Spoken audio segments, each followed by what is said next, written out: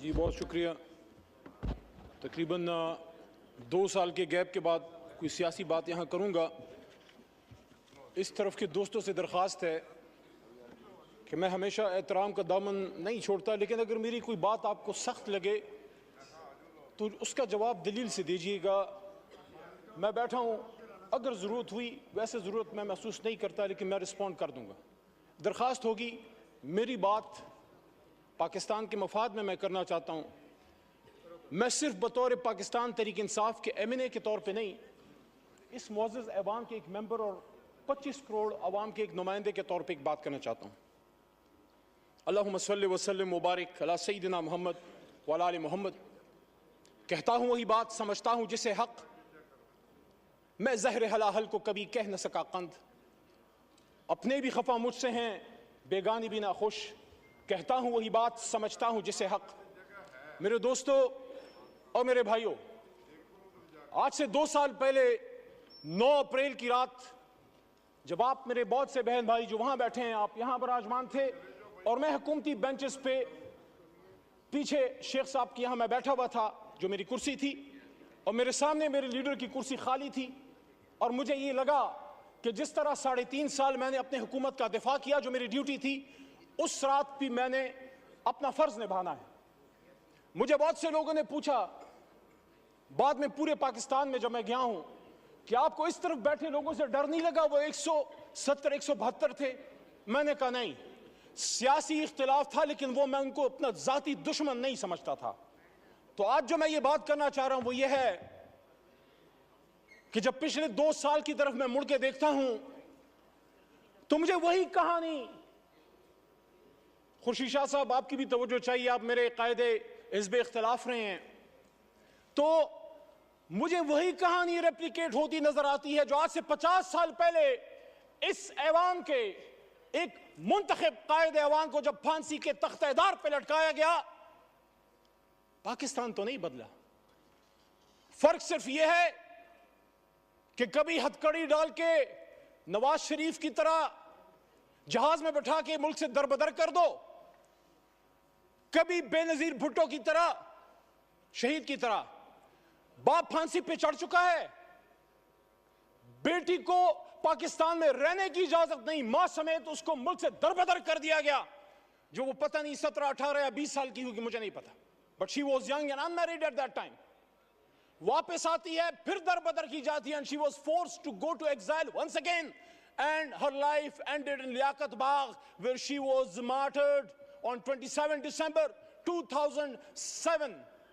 वही लियाकत बाग जो एक और लीडर हमारा कायदे आजम का दायां हाथ खा चुका है। रावलपिंडी में, रावलपिंडी जहां से पाकिस्तान को मजबूत होना था, मजबूत होना है और मजबूत होगा, उसी रावलपिंडी में लियाकत अली खान शहीद हुआ। वही लियाकत अली खान जो मुझे एजाज हासिल है, मेरा दादा पीर मोहम्मद खान उसका कायदे आज़म का एक अदना कारकुन था। लियाकत अली खान साहब तहरीक पाकिस्तान में मेरे गांव, और आपको सर पता है, आप इलाके को जानते हैं, मेरे गांव अमीर मकाम साहब से मुखातिब हूं। ये स्वाद जब जाते हैं हाथियान और शिरगढ़ से आप गुजरते हैं मेरे भाई, मेरे गांव लियाकत अली खान साहब आए, मेरे घर में क़याम किया, सरदार अब्दुल रब नश्तर उनके साथ थे, और वहां से 47 में काफले गए पाकिस्तान को आजाद करने के लिए। मिंटो पार्क, जिसको फिर बाद में वहां मीनारे पाकिस्तान बना, वहां पीर मोहम्मद साहब, गुलाम मोहम्मद खान लूखड़ और खैबर पख्तूनख्वा से मुस्लिम लीग के काफले लेके गए। वही मेरे लीडर इमरान खान साहब के वालिद इकरामुल्लाह नियाजी भी वहां मौजूद थे। तो जब हम भी पाकिस्तान बनाने वाले हैं, आप भी पाकिस्तान बनाने वाले हैं, तो फिर बार बार क्यों हमें ये कहने की जरूरत पड़ती है कि निसार में तेरी गलियों के ए वतन, जहां चली है रस्म के कोई नसर उठा के चले, जो कोई चाहने वाला तवाफ को निकले, नजर चुरा के चले, जिस्म जा बचा के चले। मेरे भाई तार और छोटा भाई बैठा है, मैं एहतराम करता हूं आपकी जमात की सियासी लीडरशिप की जदोजहद का जो अगर उन्होंने की है, लेकिन जहां हम इस बात को कंडेम करते हैं कि जब एक ताले आजमा परवेज मुशर्रफ ने एक मुंतखब वज़ीर आज़म जिससे हमें लाख इख्तिलाफ है, कभी मैं मुस्लिम लीग नून का ना वोटर रहा हूं, ना सपोर्टर रहा हूं, ना कारकुन रहा हूं, लेकिन हथकड़ी डाल के जब मुल्क बदर किया गया, तो फिर आपसे भी एक्सपेक्टेशन है कि आपका भी लाख इख्तिलाफ होगा, लेकिन जब आप यहां तशरीफ फरमा थे, यही शहबाज शरीफ साहब कायद हिज़्ब इख्तिलाफ की कुर्सी पे होते थे, सामने असद भाई, जो मेरी शमूलियत मेरे इनके हाथ में हुई, हमने तहरीक इंसाफ में जब शमूलियत की, मैं जब बाकायदा शामिल हुआ, असद कैसर साहब 2011 में आए, हमें शामिल किया, उसी कुर्सी पे बैठे होते थे। 1996 में मेरे खानदान ने, जब चिराग निशान था, इमरान खान का बल्ला नहीं था, तब मेरे खानदान ने वोट किया है। लेकिन वहां उस कुर्सी पे जो आदमी बैठा होता था, इमरान खान, वो चाहे आप उसको पसंद ना करें, आपको पसंद ना आए, लेकिन कायदे ऐवान तो था। उसको इसी पाकिस्तान में वजीराबाद में गोलियां मारेगी, 4 गोलियां खा के वो बैठा है अडयाला जेल में। क्या अडयाला गुंटानामो वे है जनाब स्पीकर साहब, डिप्टी स्पीकर साहब? वहां पाकिस्तान का आईन नाफिज अमल नहीं। आज भी हम अपने लीडर से नहीं मिल सकते। कल पाबंदी दोबारा लगी है। मैं बतौर इस ऐवान के एक मुंतखब मेंबर की, जब मैं जेल में था, मैं एक्सपेक्ट करता था कि ये ऐवान इमरान खान के लिए नहीं, अपने एक साबिक कायदे ऐवान के लिए खड़ा होगा। यहां से मुजम्मती करारदादें पास होंगी और यहां वोट को इज्जत दो कि हमारे साथी या बेनजीर भुट्टो और भुट्टो साहब की, उनकी अलमनाक जो हादसात हुए हैं, उनके दाई, उनके अमीन खड़े होंगे और वो कंडेम करेंगे और वो डिमांड करेंगे कि पाकिस्तान के एक साबिक वजीर आजम पे जानी हमला किसने किया, ये किसका सिक्योरिटी फेलियर है। वो कैमरे जो जज साहिबान के बेडरूम्स में लग सकते हैं, उन कैमरों से वो दहशतगर्द कैसे छूट गए जिन्होंने जाके कभी बेनजीर को शहीद किया, कभी इमरान खान पे हमला किया।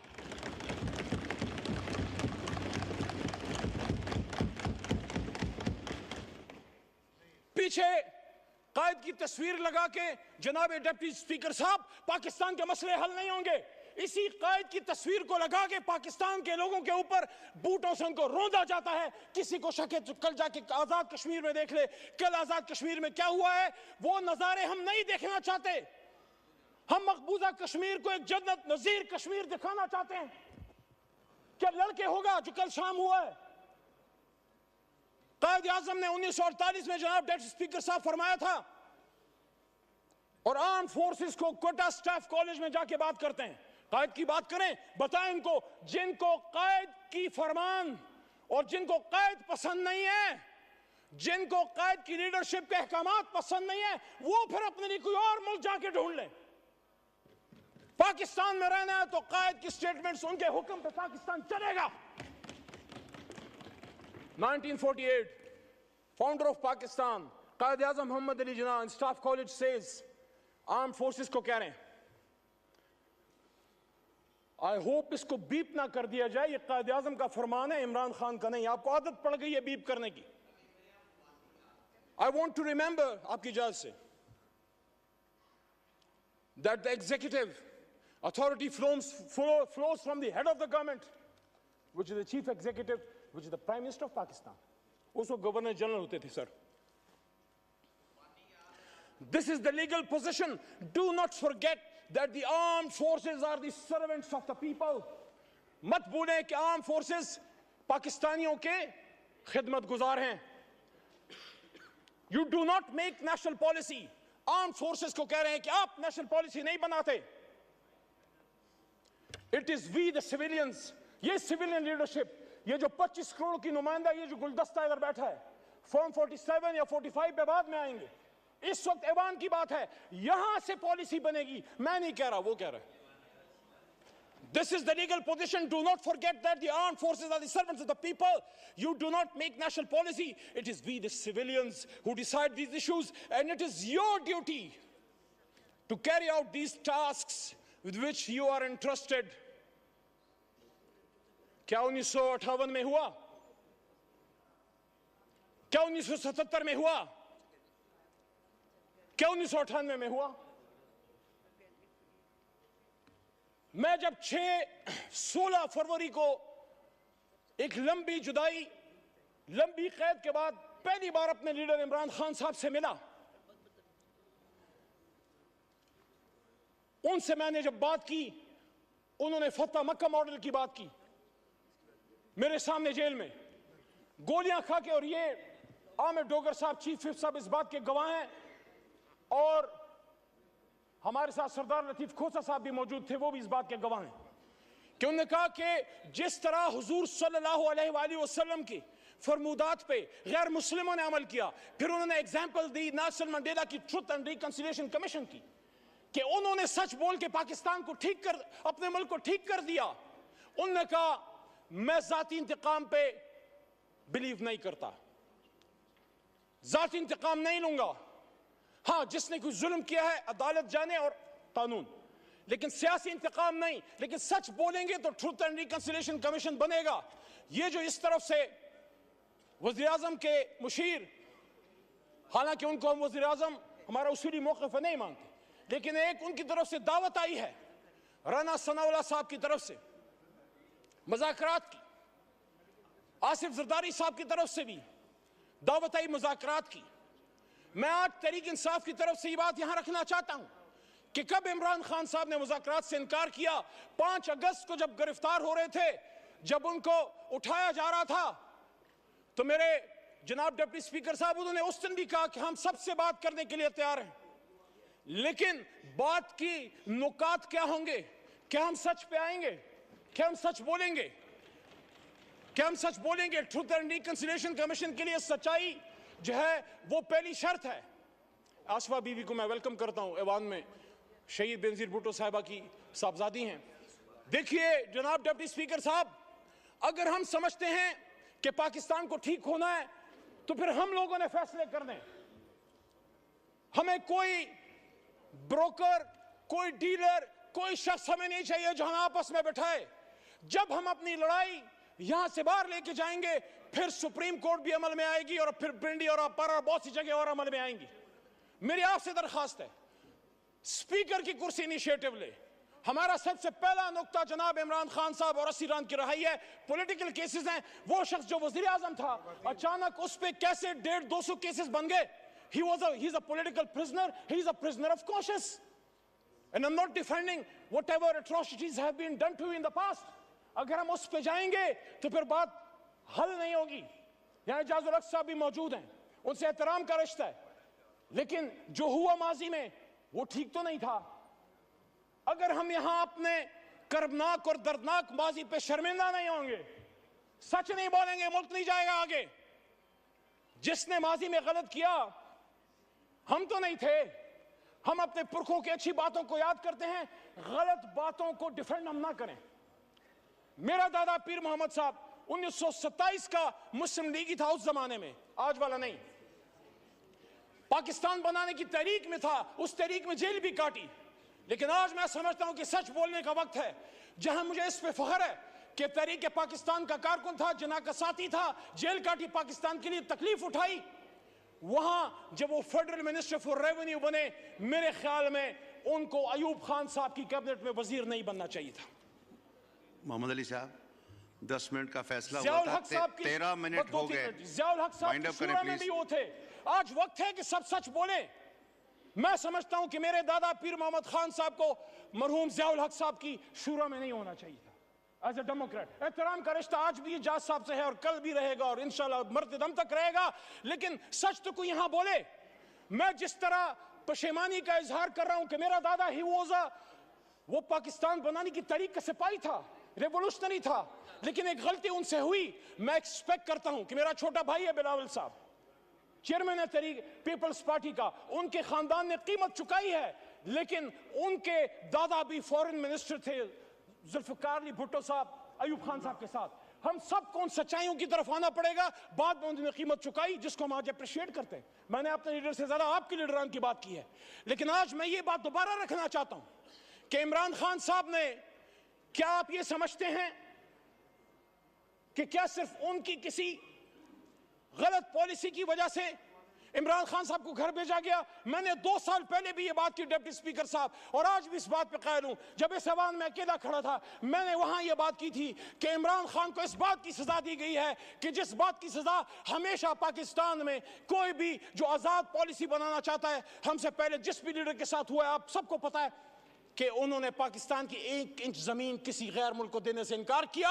और जब यहाँ 2 OIC कॉन्फ्रेंसें की और जब मुस्लिम ब्लॉक की बात की, उम्मत मुस्लिमा को इकट्ठे करने की बात की, तो यहीं पे बिलावल साहब मौजूद थे। वहां से मैंने उनको बात की कि बिलावल साहब, आपके नाना ने भी मुस्लिम उम्मा को इकट्ठा किया, मेरे लिए शुक्रिया। शुक्रिया। 15 मिनट हो गए, 10 मिनट का फैसला था। माइक खोले मोहम्मद अली साहब, वाइंड अप करें तो उस जुर्म की पादाश में आज इमरान खान साहब जेल में पड़े हुए हैं। ये दाग दाग उजाला, ये शब गजीदा सहर, ये वो सहर तो नहीं जिसका इंतजार था, ये वो सहर तो नहीं।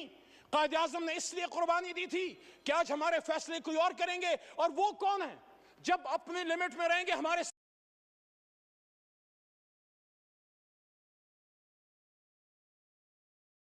रसूल सल्लल्लाहु अलैहि वसल्लम की दफा किया, पाकिस्तान का दिफा किया, आर्म फोर्सेस का दिफा किया, मसला कश्मीर का दिफा किया, फलस्तीन का दिफा किया। जब जेल में अडयाला में मुमताज कादरी साहब के सेल में, डेथ सेल में पड़ा होता था, मैं सोचता था कि क्या जुर्म करके आए हो। जब अडयाला से जेलम लेके गए, ये मेरे जेब से ये कलम ले लिया गया, ये तस्वीर ले ली गई। उन्हीं जूतों में आज आया हूं जो जूते मेरे जेल में उतार दिए गए। ये वकील का कोट मेरे बदन से उतार दिया गया। क्या मैं मुजरिम था? मैं अपने अल्हम्दुलिल्लाह इस काले कोट पे फख्र करता हूं जो पाकिस्तान बनाने वाले का कोट है। शुक्रिया। कलम की तस्लीम मत शुक्रिया। करो। शुक्रिया। शुक्रिया। शुक्रिया। शुक्रिया।